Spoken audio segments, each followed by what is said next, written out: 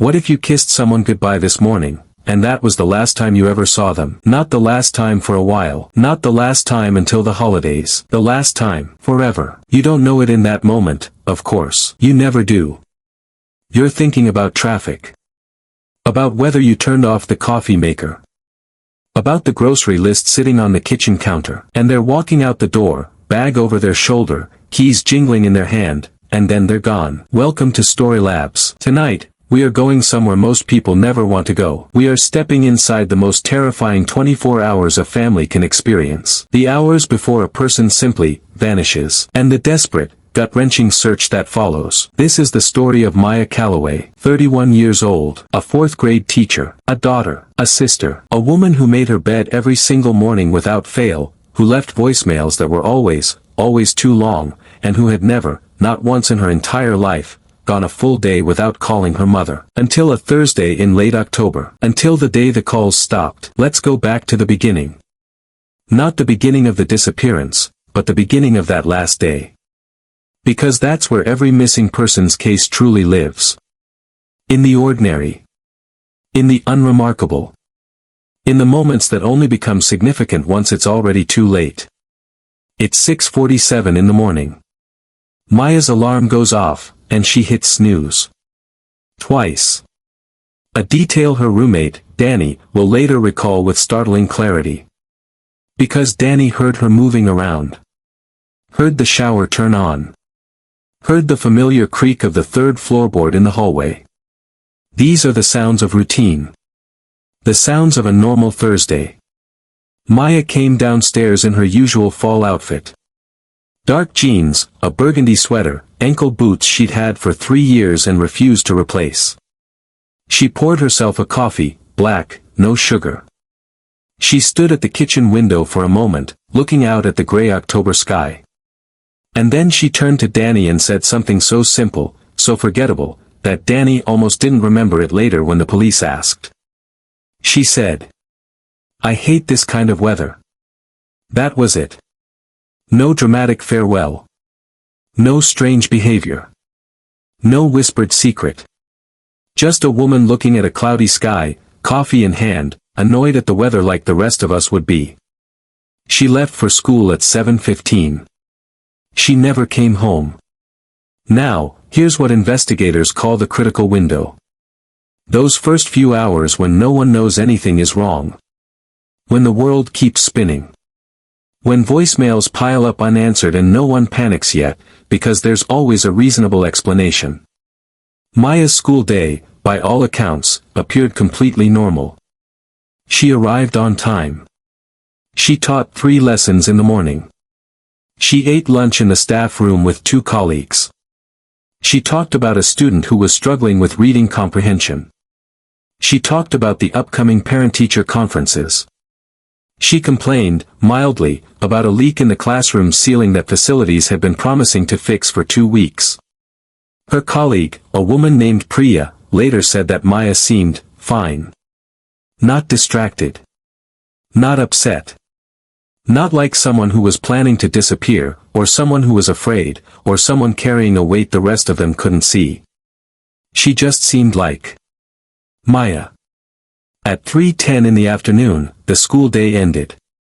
Maya walked the last of her students to the pickup area, waved goodbye to a few parents, and then headed back inside to gather her things. At 3:22, she sent a text message to her mother. 7 words. "Leaving school now, call you tonight, love you." Her mother, Patricia, read it and smiled. She typed back a heart emoji and put her phone down. That text was the last communication Maya ever sent. At 3:31, a security camera at the school's side exit captured Maya leaving the building. Bag on her shoulder. Keys in her hand. Head slightly down against the October wind. She walked to the parking lot, got into her gray Honda Civic, and drove away. And somewhere between that parking lot and the rest of her life, Maya Callaway disappeared. Here's the thing about missing persons cases. The clock doesn't start ticking the moment someone vanishes. It starts ticking the moment someone realizes they're gone. And for Maya, that realization didn't come until nearly 9 hours later. 9 hours. In missing persons investigations, the first 24 hours are considered absolutely critical. Evidence degrades. Witnesses forget. Trails go cold. And every single minute that passes without an alert, without a search, without someone picking up the phone and saying, "Something is wrong," is a minute that may never be recovered. So why did it take 9 hours? Because of something so heartbreakingly simple, it will stay with you long after this video ends. Nobody thought to worry. Patricia waited for Maya's call that evening. She made dinner. She watched the news. She tried Maya's cell at 7:30 and it rang out, went to voicemail. She smiled to herself and assumed Maya had gotten caught up with something. Teachers always did. She tried again at 9 o'clock. Voicemail. She sent a text. No reply. Now, a small thread of concern began to pull at her. But gently. Barely noticeable. Because Maya was an adult. A capable, independent, responsible adult. And surely there was an explanation. Danny, back at the apartment, wasn't home until after 8 o'clock. She had her own life, her own Thursday. She assumed Maya was still out, or in her room, or had maybe gone to a friend's place. She didn't knock on Maya's door. She had no reason to. At 10:15 p.m., Patricia tried one more time. The phone rang, and rang, and rang. And somewhere in Patricia's chest, something shifted. She texted Danny. Is Maya home? 3 minutes passed. Then Danny's reply came through. I don't know. I haven't seen her. Let me check. 30 seconds later. Her room's empty. Her bed is made. I don't think she's been home. Patricia sat very still for a moment. The television murmured in the background. The house was quiet. And then she picked up the phone and called the police. The call came into the Millfield Police Department at 10:47 p.m. Patricia's voice was calm. Deliberately, carefully calm. The kind of calm that people force upon themselves when they are absolutely terrified, because if they let the terror out, it becomes real. And if it becomes real, they have to face what it might mean. She gave Maya's full name. Her age. Her description. Her last known location. The gray Honda Civic, license plate number memorized because Patricia had always been the kind of mother who memorized things like that. Just in case. The officer on the line was professional. Polite. And he said something that Patricia would later describe as the most frustrating sentence she had ever heard in her life. He said, "Ma'am, adults are free to come and go as they please. We can take a report, but without evidence of foul play, there's very little we can do tonight." Patricia closed her eyes. She took a breath. And then she said, very quietly, very precisely, "My daughter has never, not once in 31 years, gone a full day without calling me. Something is wrong." There was a pause on the line. And to his credit, the officer listened. By midnight, 2 patrol units had been dispatched. One to Maya's apartment, to speak with Danny in person and document the scene. One to the school, to review the parking lot camera footage that would confirm what they already suspected. Maya's car was gone. Her phone was going straight to voicemail now, which meant it was either off, or the battery was dead, or something else entirely. Something no one wanted to say out loud. Danny sat at the kitchen table with shaking hands wrapped around a mug of tea she hadn't touched. The officer across from her had a notepad and a steady voice, and he asked her questions she struggled to answer with enough detail. "When did you last see Maya?" "This morning. Around 7:15. Did she seem upset or distressed?" "No. She was normal. She was just Maya." "Has she ever done this before? Stayed out without telling you?" "Never. Maya was the responsible one. Maya always texted. Did she mention any problems? Any arguments, any concerns, anyone who made her uncomfortable? Danny hesitated. Just slightly. Just for a fraction of a second. But the officer caught it. Ms. Reyes, he said carefully. If there's something you're not sure whether to mention, now is the time. Danny set down her mug. She looked at the table. And she said something that would completely reshape the direction of the investigation before sunrise. There was a guy, she said. Maya never told me much about him. She kept it private. Which wasn't like her.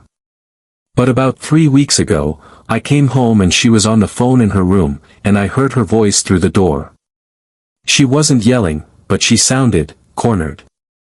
Like someone was pushing her into something she didn't want to do. The officer leaned forward.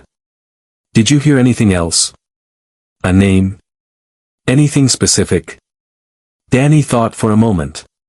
She said one thing before she realized I was in the apartment and lowered her voice. She looked up. She said. You can't keep doing this. I told you it was over. The investigation shifted gears immediately. Because here is the devastating statistical reality that law enforcement knows, and that most of the public tries not to think about. When a woman goes missing, the most dangerous person in her life is almost always someone she already knows. Someone she trusted. Someone who had, at some point, been let in. The question was no longer simply where is Maya? The question was now, who was she afraid of? Detectives pulled Maya's phone records at first light. It took until 6 a.m. Friday to get the emergency authorization processed, and every minute of that wait was agony for Patricia, who had not slept, who sat in a plastic chair at the police station with her coat still on, who refused every offer of coffee or water or a more comfortable place to wait. She had brought a photograph. A recent one, taken just 3 weeks earlier at her niece's birthday party. Maya was laughing in it, head thrown back, completely unguarded, completely herself. Patricia held it in both hands like it was something fragile. When the phone records came through, they told a story. Over the past 6 weeks, Maya had received 94 calls from a number not saved in her contacts. 94. In 6 weeks. The calls came at all hours. Early morning. Late at night. Sometimes 3 or 4 in a single day. Maya had answered some of them. Ignored others. But they kept coming, relentless, like water finding every crack. The number was traced to a prepaid phone. Bought with cash at a convenience store on the other side of the city. No name. No address. No trail. Whoever was calling Maya did not want to be found. But they had made one mistake. The last call from that number had come in at 3:44 p.m. the previous day. 13 minutes after Maya left the school parking lot. And based on the cell tower data, that call had been received within a 2-mile radius of the Briar Creek Nature Trail on the eastern edge of town. The detectives looked at each other across the table. And within the hour, search teams were on the ground at Briar Creek. Let me pause here for just a moment, because I want you to understand something about what it feels like to be inside a missing person search. Not on the outside, watching the news, reading the updates. But inside it. Living it. Patricia described it later in an interview as a specific kind of hell. A hell where time moves in 2 speeds simultaneously. Agonizingly slow when you're waiting.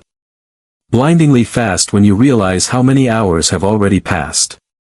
She said the worst part wasn't the fear. Fear, at least, is a feeling. You can hold on to a feeling.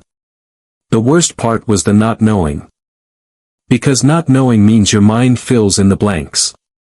And the human mind, under that kind of stress, does not fill in the blanks with hope. It fills them with every worst-case scenario imaginable, playing on a loop, each one more devastating than the last. Her daughter was out there. Somewhere. And every passing minute was a minute further from answers. The search at Briar Creek turned up something significant by mid-morning Friday. A silver-gray Honda Civic. Parked on the gravel shoulder of a service road just off the main trail entrance. Engine off. Doors locked. No visible sign of a struggle from outside. But when officers looked through the driver's side window, they saw Maya's bag. Still in the passenger seat. Her phone. Her keys. Her wallet. Everything she would need to go anywhere. Everything she would never willingly leave behind. Everything, except Maya. The scene was immediately secured. Forensics was called. The trail was closed to the public. Cadaver dogs and search and rescue teams began working the surrounding woodland in a grid pattern, moving systematically through the trees, through the undergrowth, through the cold October air that had dropped several degrees overnight and now carried the particular heavy smell of approaching rain. Patricia was not allowed at the scene. A victim advocate sat with her in a quiet room at the station and held her hand and said all the right things. And Patricia sat there, straight-backed, still wearing her coat, still holding that photograph, and she said something that the advocate would never forget for as long as she lived. She said, "My daughter is not a victim. She is a fighter. You find her." At 1:17 p.m. Friday, less than 22 hours after Maya had driven out of that school parking lot, a search and rescue volunteer named Carl Bremer was working a section of trail approximately 400 meters northeast of Maya's car. He stopped. He called out to the team leader.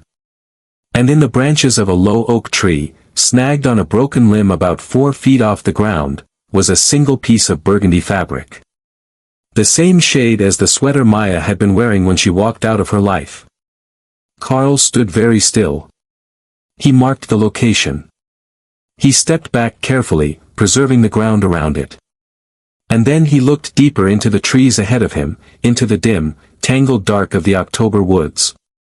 And he saw something that made him reach for his radio with trembling hands. Carl Bremer had been volunteering with search and rescue for 11 years. He had found lost hikers. He had found elderly wanderers confused by dementia, miles from home in the dark.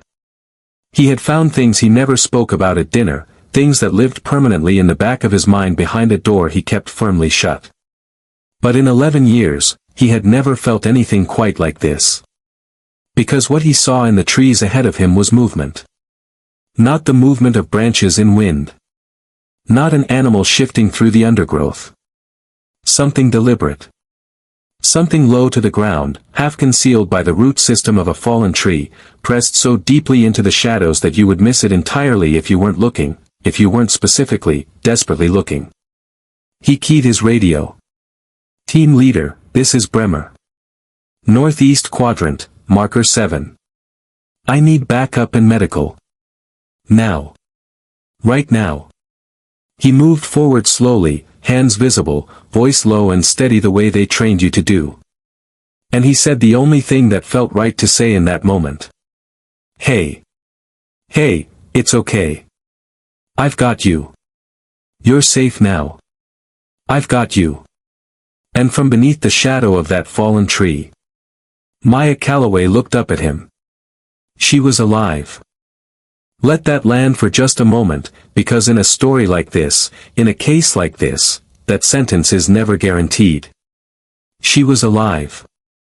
Hypothermic, badly dehydrated, with a deep laceration on her left forearm and bruising along her right shoulder and collarbone consistent with a fall. She had been in those woods for nearly 18 hours. Through the night. Through temperatures that had dropped to just above freezing. Alone, injured, and hiding. Hiding. That word matters. Because Maya had not been wandering. She had not been lost. She had crawled under that fallen tree deliberately, in the dark, and she had stayed there, because she was hiding from someone. Medical teams reached her within 8 minutes of Carl's call. Patricia was notified 4 minutes after that. And the sound that came out of Patricia when the detective told her, was not a cry, and it was not a scream. It was something quieter and more profound than either of those things. Something that lived below language entirely. Her daughter was alive. Maya was transported to Millfield General Hospital, treated for hypothermia and her injuries, and by Friday evening she was stable, warm, and ready to talk. What she told investigators over the next several hours assembled a picture that was equal parts terrifying and tragically familiar. His name was Derek Caulfield. 36 years old. Maya had met him 4 months earlier through a mutual friend at a casual get-together. He was charming. Attentive. Interesting. All the things that seem like gifts at the beginning, and only reveal themselves as warning signs in hindsight. They dated briefly. 6 weeks. And within those 6 weeks, Maya began to see the edges of something darker. The way his attention shifted from warmth to possession. The way his calls went from sweet to incessant. The way he reacted to her independence, her friendships, her life outside of him, with a coldness that frightened her in a way she couldn't immediately articulate. She ended it. Clearly. Directly. Without ambiguity. And Derek Caulfield decided that her ending it was not something he was willing to accept. The calls started the next day. 94 of them over 6 weeks. Maya had not reported them to police, a decision she would later say she regretted deeply, but one that is so heartbreakingly common among stalking victims that advocates have a name for the phenomenon. They call it the minimization trap. The internal voice that says, "It's not that serious yet. I don't want to overreact. Maybe he'll stop. I can handle this." The voice that keeps victims quiet precisely long enough for situations to escalate. On Thursday afternoon, as Maya drove away from school, her phone rang. That number again. And this time, instead of ignoring it, she answered. She would later say she answered because she was tired. Because she wanted it to be over. Because she thought, perhaps naively, that she could say something final enough to make him understand. Instead, Derek told her he was following her. He told her exactly what her car looked like, what she was wearing, which direction she was heading. He told her to pull over at Briar Creek. That they needed to talk. That if she didn't, things would get much worse. And Maya, alone in her car, hands tight on the wheel, made a decision that would ultimately save her life. She did not panic. She did not speed. She thought with extraordinary clarity under extraordinary pressure, and she formulated a plan. She would pull over. She would keep him talking. And she would run the moment she had any opportunity at all. What happened at Briar Creek that afternoon was documented through Derek's own phone, recovered later from his apartment. He had parked further up the service road and approached Maya's car on foot. When she stepped out, he grabbed her arm. There was a struggle. Maya broke free, shoved him hard enough to send him stumbling, and ran into the trees. Derek pursued her for a short distance, then stopped. Because he heard voices nearby. Other people on the trail. Witnesses. And Derek Caulfield, whatever else he was a coward. And cowards do not perform their cruelty in front of crowds. He walked back to his car and drove away. Maya, deep in the trees, injured from the fall she'd taken on the uneven ground, disoriented in the growing dark, made the decision to stay hidden rather than risk emerging and encountering him again. Her phone was in her bag, locked in the car. She had nothing. No light, no warmth, no way to call for help. So she found the most sheltered spot she could. She pressed herself into the earth beneath that fallen tree. And she waited. For 18 hours. She waited. Derek Caulfield was arrested at his apartment at 9:43 p.m. Friday, less than 6 hours after Maya was found. Investigators had his license plate from a camera at the trail entrance, his DNA from the struggle, and a phone full of messages that prosecutors would later describe in court as a comprehensive record of obsession. He was charged with stalking, unlawful restraint, and assault. He pleaded not guilty. He was convicted on all counts 14 months later and sentenced to 7 years in state prison. Maya sat in the courtroom for the verdict. She sat in the front row, straight-backed, composed, wearing a burgundy sweater. Whether it was the same one, no one asked. But those who knew her understood exactly what it meant. She was not hiding anymore. Now. Here is what I want to leave you with, because StoryLabs does not tell these stories simply for the suspense, or simply for the drama. We tell them because every one of them carries something real inside it. A lesson. A warning. A piece of human truth that is worth carrying with you long after the video ends. Maya's case was solved because Patricia refused to be told to wait. Because Danny shared the one thing she wasn't sure whether to mention. Because Carl Bremer was looking, really looking, when he moved through those trees. Because an entire chain of people decided, at every small decision point, to take it seriously. And it very nearly wasn't solved. Because 9 hours passed before anyone raised an alarm. Because Maya had minimized the danger for 6 weeks. Because a prepaid phone and a patch of dark woodland very nearly swallowed the whole story whole. If you take one thing from Maya's story, let it be this. Trust the feeling. That small, quiet, uncomfortable feeling that says something is not right. The one that your rational mind immediately tries to talk you out of. The one that gets buried under reasonable explanations and the fear of overreacting and the desire to not cause a fuss. That feeling is not irrational. That feeling is information. Report the calls. File the report. Make the noise. Be the person who says, clearly and without apology, something is wrong. Because Maya survived because she ran when she had the chance. But she almost didn't get that chance at all. If you or someone you know is experiencing stalking or harassment, please reach out to the National Domestic Violence Hotline or your local law enforcement. These situations escalate. They do not resolve themselves. You deserve to be safe. Patricia still has that photograph. The one from her niece's birthday party. Maya laughing, head thrown back, completely herself. She kept it, even after Maya came home, even after everything resolved. She keeps it not as a reminder of fear, but as a reminder of what almost was. And what, because of the right people doing the right things at the right moments, was not. Some endings are not guaranteed. This one was earned. Thank you for spending this time with StoryLabs. If this story moved you, if it made you think, if it made you want to call someone you love and just hear their voice, then we've done what we set out to do. Share this with someone who needs to hear it. And we'll see you in the next story. Stay curious. Stay safe. Stay human.